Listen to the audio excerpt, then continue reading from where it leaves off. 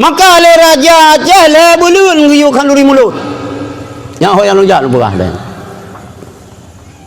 Supaya terjalin ukhuwah Islamiyah. Supaya bersatu. Persatuan God. Kan hanya lang kampung antar kampung. Kan hanya antar kampung antar mukim. Kan hanya antar mukim antar wedana jamun. Wedana. Yang bahasa jamun. Terjalin God. Maka hikmah daripada Raja Aceh ni pegang mulut rol hai belun. Orang Aceh nak halu. Hanat lo 15 juta dalam sejarah. Hanat lo.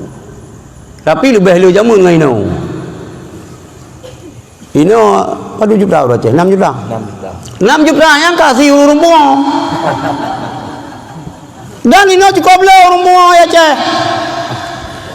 Nah yang bunga memang hana wajib sembahyang, hana wajib puasa, tapi hana wajib beli. Betul-betul bunga kan.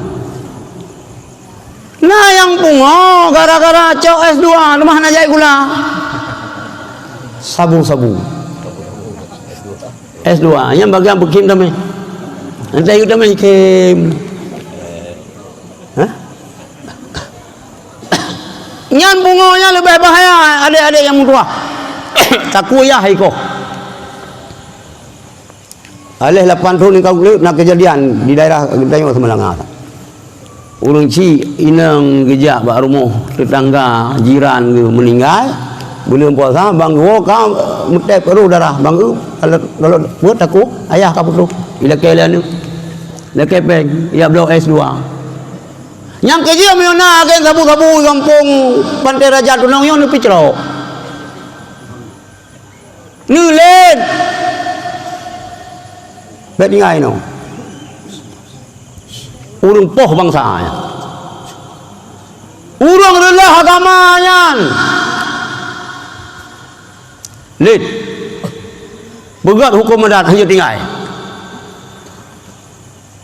mungkin bengi hawa yang gelung tu bengi gede ilung lebih perlu berselamat iman urang bang kaya kah kaya urang aja